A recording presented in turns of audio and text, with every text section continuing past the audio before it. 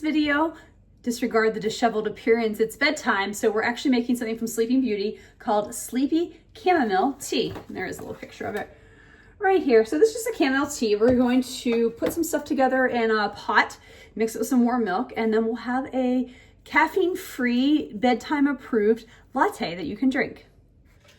So for the first step is in making this tea is in the back thing. I've got some water here, about a cup and a half, and I'm putting in some cinnamon sticks, a strip of lemon peel, a small sliced ginger root. And I tried to go very small on that. I think I used ginger one time. I went too heavy on it. And it says a few whole cloves. All right. So I'm supposed to bring this to a simmer over medium heat. So I'm gonna let that do that right now.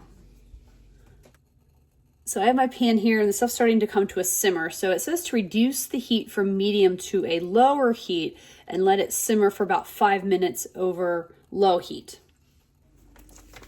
Okay, so this has been simmering. Now it's time to add the chamomile tea. Now it says you can do loose tea leaves, which is what I have, and I'm going to put in 3 tablespoons, or you can do a couple of loose tea bags if you have, or tea bags, yeah, not loose tea. If you have the tea bags, you can do those as well.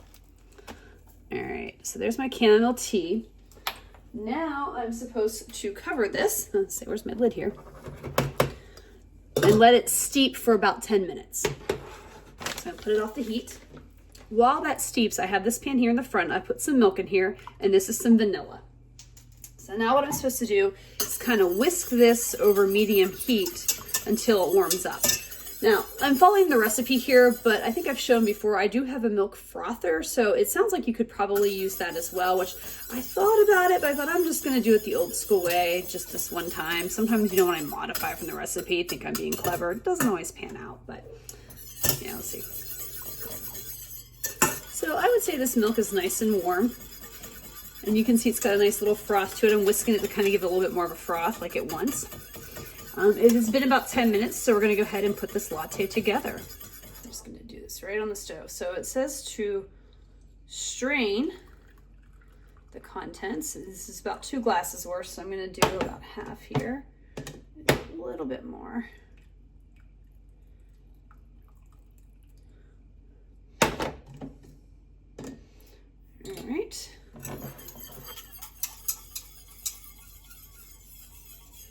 All right, so I've got some milk to pour in. Nice and warm here. It also says you can add in some honey, like a tablespoon or so. I'm just gonna go ahead and like eyeball it because I don't want it too super sweet. Stir it together. I'm gonna give it just a minute to just kind of not be super hot just in case, and we'll try this. Okay, it's taste test time. I will admit I'm a little nervous because I think if you remember there was like a chamomile drink that was in like the Princess Holly Treats cookbook, and I wasn't a big fan of that, but let's try this. I'm hoping that all the other flavors will work with it. And I have to say, it does smell really quite nice. Yeah, actually that's not bad. I'm actually not getting a lot of the chamomile flavor. Oh, maybe a little bit in the backside. But I'm getting a little bit of the ginger and the clove and the cinnamon, and it kind of blends together a little well. It's maybe not as strong in the tea flavor as I thought. Maybe I added a little bit too much milk because that could just been my own precautions. But yeah, this isn't terrible. So I'm just going to enjoy the whole thing, and you will see my review next. Review time for the tea. I actually really liked it. I love lattes, that's not a big secret, but usually I like them with espresso more than tea. But I've been becoming more of a tea drinker in my older age, and I really enjoyed this. I think that the chamomile, the clove, the cinnamon, all that just blended together really nicely then with the milk. It was really actually a delicious cup of tea, and I really enjoyed it surprisingly a lot. So let's get into the rankings. The first are the ingredients on a scale of 1 to 5, and that's a combination of costs and how difficult are these to find. I'm gonna give them a 2. Nothing was super hard, but you know, you do have to buy a lot of different spices if you don't have them, like whole cloves, cinnamon sticks, chamomile tea, so all that kind of stuff, you know, and I'm used to just like buying a pre-made one or, you know, throwing a pod in my espresso machine or my Nespresso machine. So this is a little bit more than that. But if you buy everything, though, you can definitely get several cups out of it, which is a plus.